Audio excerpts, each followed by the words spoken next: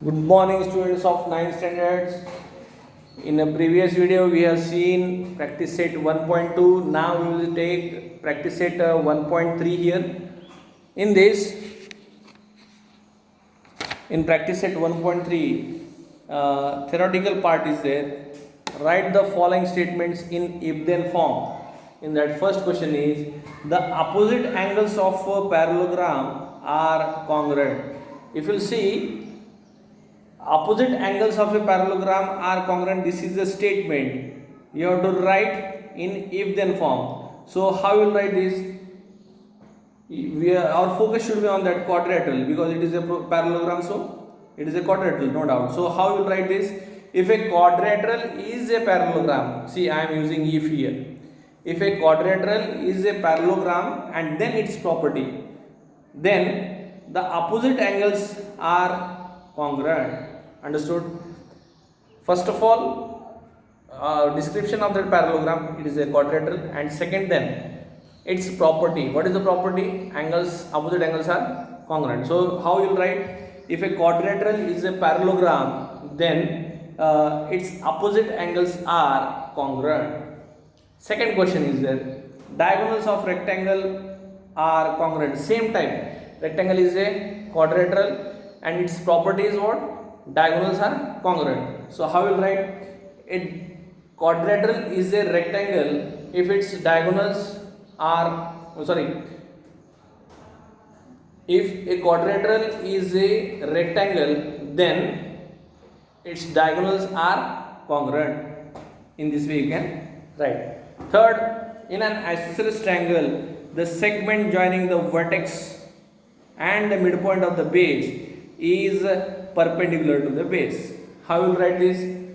If a triangle is isosceles, then its property. Then the segment joining the vertex of a triangle and midpoint of the base is perpendicular to the base. Or this is if that, very easy it is. Now next we will see, write the converse of the following statement. At first I told, in a statement antecedent consequent is there, in converse its opposite will be there, reverse. So let's see, first is the alternate angles formed by two parallel lines and their transversal are congruent. Again one time I will repeat, the alternate angles formed by two parallel lines and their transversal are congruent. Now first only they have given statement that they are parallel. So how you write the converse?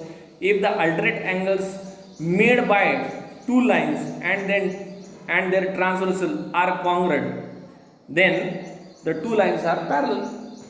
This is what? This is converse. At first in the antecedent they have given it is parallel. We are taking in consequent now, means the second part after then.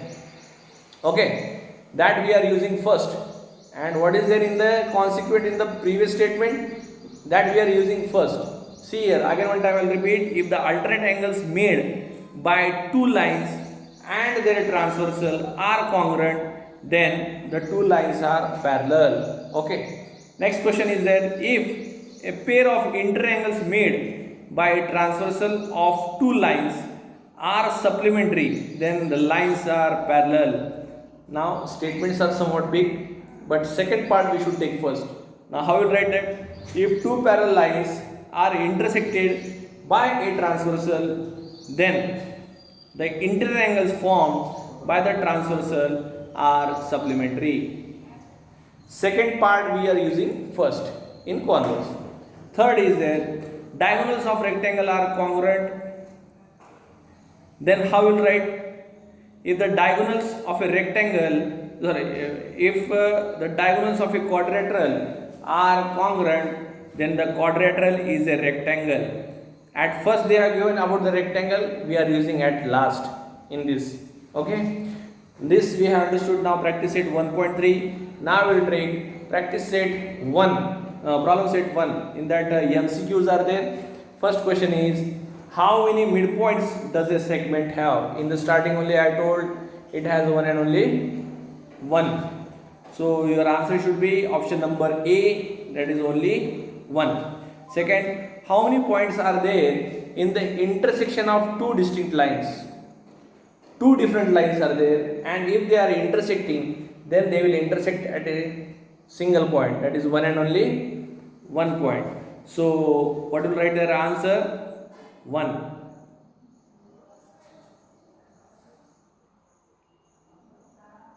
That is option number C. Third is, how many lines are determined by three distinct points? How many lines? Three distinct points are there. Now here you can't say three different points are there. 1, 2, 3. So this is 1, this is 2, and this is 3. 3 are there. So for this, if they are not in a straight line or they are not collinear, then like this 3 lines will be there, and if they are collinear 1, 2, 3 in a straight, then a single line should be there. So your answer should be 1 and 3. This pictorial diagram I have shown, by this you can understand. So question number 4, distance of AB you have to find. Coordinates of A is -2, coordinate of B is 5, no doubt. Coordinate of B is greater than coordinate of A, subtract it. So distance of AB you will get 5 minus in bracket -2. So 5 plus 2 will be 7. So your answer should be option number C. Now fifth, if PQR, these 3 points are collinear, distance of PQ is 2, distance of PR is 10, then find distance of QR. First of all, distance of PR is equal to distance of PQ plus distance of QR. What you have to find in this is distance of QR. Distance of PQ is given to you 2, distance of PR is given to you 10. So distance of QR will be difference of distance of PR and distance of PQ. So 10 minus 2 will get 8. So option number B is the correct answer. So today we have completed practice set 1.3 and problem set 1's first question, that is MCQs. Tomorrow we will see next questions. Okay, thank you very much.